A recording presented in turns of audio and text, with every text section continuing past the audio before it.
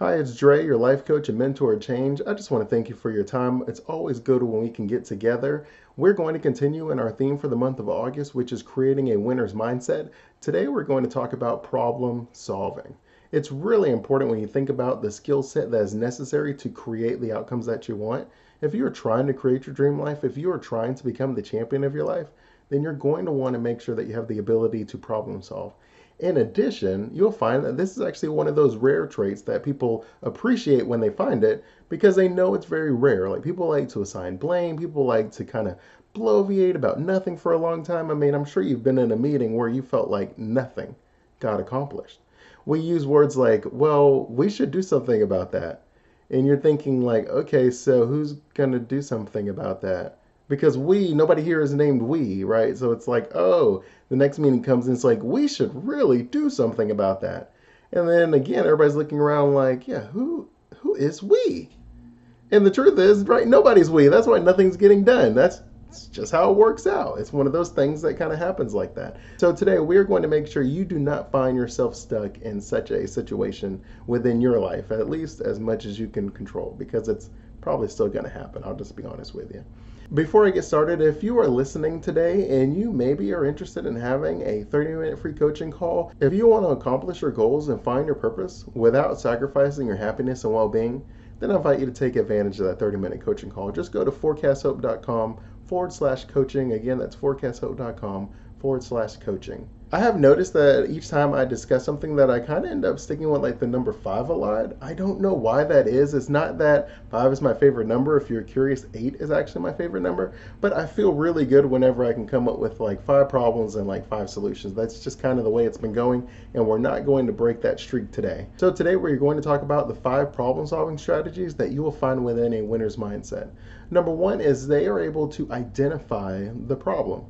Now, this is like one of those things where you're like, well, duh, of course you want to identify the problem, but raise your hand if you've ever been somewhere and the problem was misidentified and you wasted a week, a month, or a year working on the wrong problem. That's happened to me too. How about if I asked you, well, maybe we worked on a problem that is technically part of the solution, but it was a very small part of the solution. We spent a lot of time working on something that had a very small impact on the overall issue. If you want to be able to identify the problem, then the best way that I can recommend you doing it is really just kind of taking a moment before you get started. Let's have a brainstorming session with everybody and we just write down all of the possible issues that could be creating the problem that we're trying to solve. And the reason that that is important is because, one, people are going to think about stuff that you didn't think about, right? We're all humans. We remember things that matter to us. Our brain filters out things that it believes doesn't matter to us, and that's just kind of the way that things go. So things that matter to you, maybe with a financial hat on, versus someone else who may have the sales hat on, versus someone else who may have the ops hat on, we're all going to recognize different things that may all have an impact on the bottom line. So it's good that you can have kind of those brainstorming sessions just to see what's going on. And then from that list, you would basically start to put together whatever you think is maybe the top 5 that everybody can agree upon. And then you pick the top 1, at least the one that you're going to start with from there. And then you kind of keep moving from there. Number 2 is the idea that problems are rarely isolated.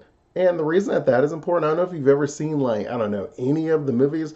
I actually took a film writing classes, so I kind of understand it a little bit. But basically, if you've ever watched like sort of a movie, the way that they work is on conflict. Conflict moves the story along. Whenever the conflict stops, the story stops. That's why when you see like love movies and you think that they're going to get together in the middle of it, well, realistically, you should know that they're not, because as soon as they get together, that's the end of the movie. So either there's a misunderstanding or an overreaction or something of that nature that kind of creates the conflict going. Now, the way that conflict works in the movie is very simple. If you want to make a great story, you take whatever just happened and you think of the absolute worst possible next thing that could happen because of that last thing. And then you go with that and you're like, okay, well, that's what happened to them. And then you're like, oh my goodness, I can't believe that happened to them. And if you watched any of like the sequels, like I'm kind of thinking of the Marvel movies because there's like 30 of them or something like that. I don't know, there's probably more like 20, but you get the point. Basically, if you notice, the end of each movie causes a problem that the next movie starts on. And that is what you do whenever you make any sequel, right? It's the idea that everything you do is going to create another problem. Now, you and I, we don't really think about life kind of like that. Like, I solved the problem. That thing is dead. I'm not even looking that way anymore. But if you think about, I don't know, I just took my kids to see The Incredibles, and literally the very last thing that happened in the movie from the first one is the way that the second one starts off, where they're like fighting like the mole guy. And then each scene after that is based off of what is the worst thing that can happen on the previous scene. And that's, and that's kind of what it is. So I want you to kind of take that same philosophy when you are problem solving. You'll find that winners are often prepared for that funky, weird thing that's going on. It's not that they're dwelling on it, it's not that they're spending a lot of time on it. It's just that they are accepting the fact that things may not always turn out as well as they planned, or at least things that they thought they prepared for, maybe something just kind of off the rails happens. And so they are never like too comfortable where you catch them with their belt undone. They're always ready for the next thing that's going on. And I often think of like those I don't know, like if you ever watch the Super Bowl, you'll see like the winners, right? They're sitting there, they're not celebrating, even if there's like 5 seconds on the clock. They're just staring at the clock. They have their helmet in their hand because they are assuming there is some weird thing that may happen that is going to require them to react and respond in some manner. That's just where I want you to be with that. I want you to always be at your best and prepared for it. And I really just want you to understand that problems, that they're not a isolated thing, that they're always going to be interconnected in some way, shape, or form. And that even if you solve this one problem, it may create that one. And I'll keep moving and I'll move on. But I just thought of another example where it was this weird thing that was going on. I think there was this thing where it was like cash for clunkers. And so what the government was doing is they were giving people money for their cars that were like gas inefficient or and things like that, and they gave them like some sort of a rebate to go buy a efficient car. Well, what ended up happening is it had a negative impact on like charities where people would give these clunkers to the charities and they would fix them up or they'd strip them for parts and then they would use that money to fund their charity. And I think like the Boys and Girls Ranch was one of the ones that I remember sort of the story being about. And that is an unforeseen consequence. And you find that that is true in all aspects of our lives if we look for it. And to just kind of keep in mind that, okay, well, maybe this problem is new, so maybe let's look at the last thing we did, right? Let's just see if the last thing we did is why this problem is here. I just think it's always a great place to start. Number three is that you want to take action. There is that analysis paralysis thing. It is so real. When we discuss procrastination, I can talk about a gazillion reasons that people procrastinate, but the bottom line is you have a doubt or a fear that is keeping you from moving forward. So the only way to overcome that fear and that doubt is to take action, and the only way to do that is to accept the fact that you don't know everything. You don't even know mostly everything. Yes, I spent the time identifying objectives. Yes, we are writing down all the possible connections between these issues, but no, that does not mean that you are any better prepared for everything. You're prepared for a lot of things. You're prepared for more things than the person that didn't do that, but you're not prepared for everything. If you wait till you're prepared for everything, then you won't take a step forward. There's no reason to, right? Because you're not prepared for everything. There's no way that you can build that amount of comfort. So I'm just saying, let's set the bar a little more realistic. I don't know everything that's going to happen, and that's okay. I'm just going to keep moving forward, and we'll make adjustments as we go. We're going to be very agile. We're going to be looking for any sort of additional conflicts. We're going to be looking to gauge some of the reactions. We're going to keep our eye on the ball. We're not going to celebrate early, right? It's not about being able to say that we did it, yay. It's about being able to say, this is done, the perfect system is in place.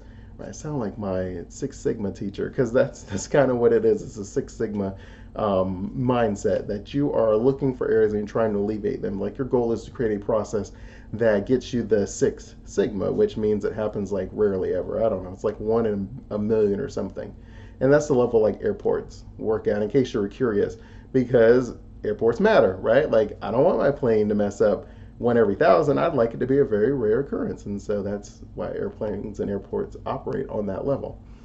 Number 4 is you don't want to worry about assigning blame. Now, I can spend an entire episode talking about assigning blame because it's a real problem that a lot of us deal with. Now, there are multiple layers to this onion. We're just going to talk about a handful of them in the time that we have. So number 1 is there's like 2 opposite ends of people who assign blame. They either blame themselves for everything or they blame themselves for nothing. And then most of us fall somewhere in the middle. So if you blame yourself for everything, it literally has nothing to do with you, but you find a way to blame yourself.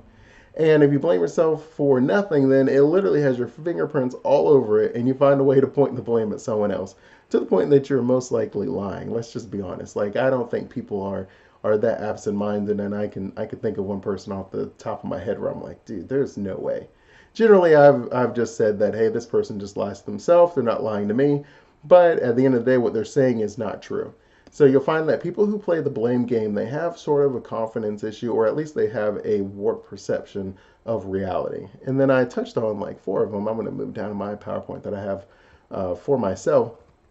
And you'll find that there are like four reasons that I'm going to just read off for you as far as reasons that people will often blame other people. Number one, it is as a defense mechanism. I don't want to have to judge, and I don't want to have to take responsibility for my actions, so I'm just going to blame others. It's like a great defense mechanism. I didn't do anything wrong, everything falls on somebody else. Even if it's my assignment, you gave me the assignment. You should have known that I was underqualified for it. Oh, you should have known the deadline wasn't right. Yeah, of course, I should have known everything, and you had no reason to tell me. I totally get it.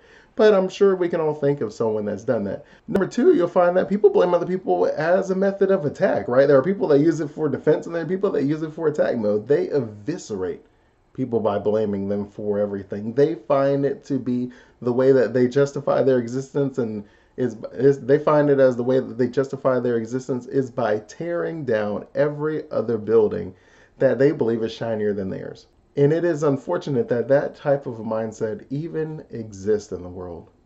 But I'll be doing you a disservice if I did not, shoot it straight with you.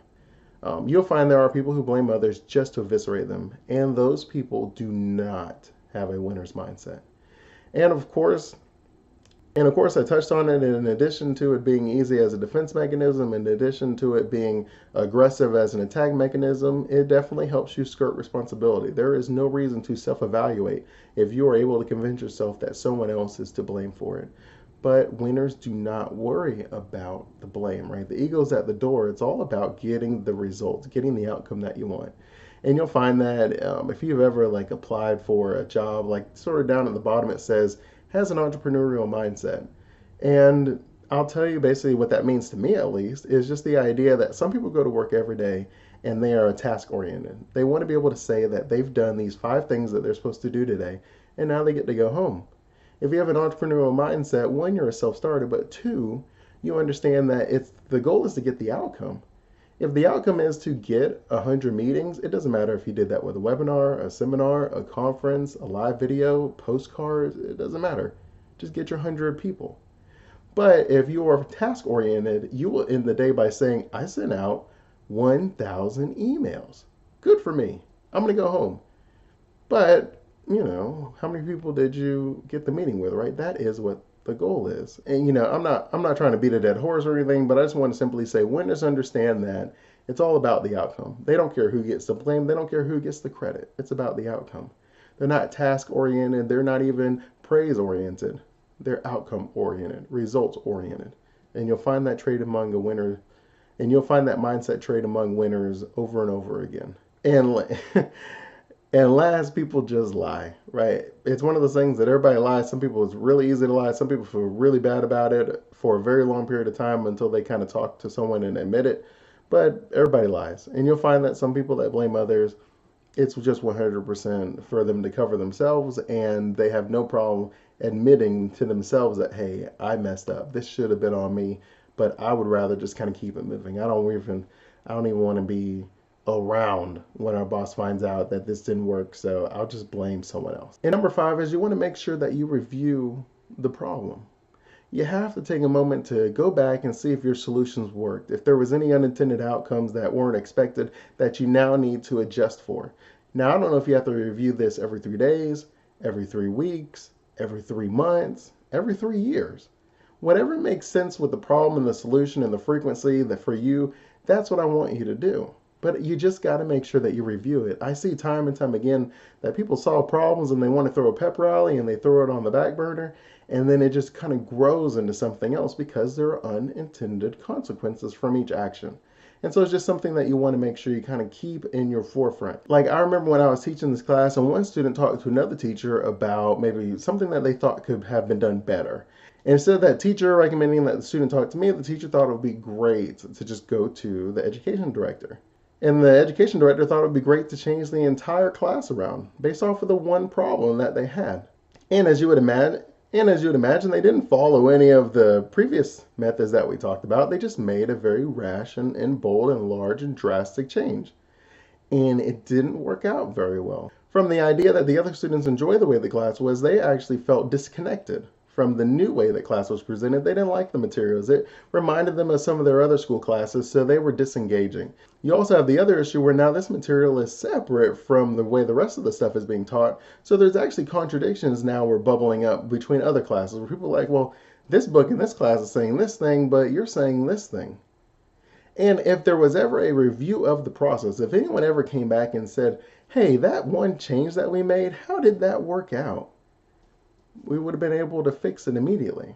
Because the problem solving method that a lot of people use is to find the quickest and the cheapest way out, you find that it doesn't work very well. If you just take the time to review, you'll find that you may have to make some slight tweaks here and there, but you'll get where you want to be. And that's really all I'm trying to tell you to do. When you have a surgery, like I just had a surgery on my knee, you know what they end up telling you? Come back in 2 weeks. Let's just see how everything's going.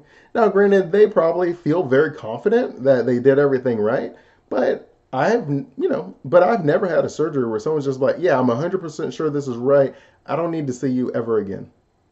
But that's how we solve problems, isn't it? We solve them and then we say, all right, I don't need to ever see you again. This is good. Nailed it. Check.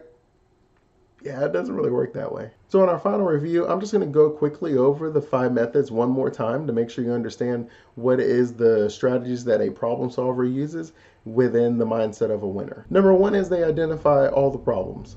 Number 2 is they understand that problems are rarely isolated, that one problem could create another one, and you have to make sure you're on top of that. Number 3 is they take action. Once the planning phase is done, it's time to take action, but they are forgiving of themselves that they do not know the exact outcome all the time. They are going to adjust and adapt as they move on. Number 4 is they don't worry about assigning blame, and we went over several reasons that people who do assign that blame, and I hope that this just helps you to realize that A, you don't want to be that person, and B, the people who are like that, nobody enjoys being around them. Because who wants to be around someone that takes no responsibility, attacks others by blaming them, or just is lying to themselves and or others? Not me. And number 5 is they review the problem. Do not throw the pep rally, put the problem on the shelf and put a check mark next to it and say solved. Make sure that you review that thing. I don't know what the frequency is, but find one that makes sense, but you got to make sure you review it. Again, this is Dre Griggs. I'm your life coach and mentor of change. I want to thank you for our time together. I hope you enjoyed it. Let me know if you have any questions or anything. You can email me at Undre, that's UNDRE, at forecasthope.com, or you could just go to forecasthope.com and you should be able to contact me from there. I look forward to seeing you guys next week. Continue blessings and have a great day.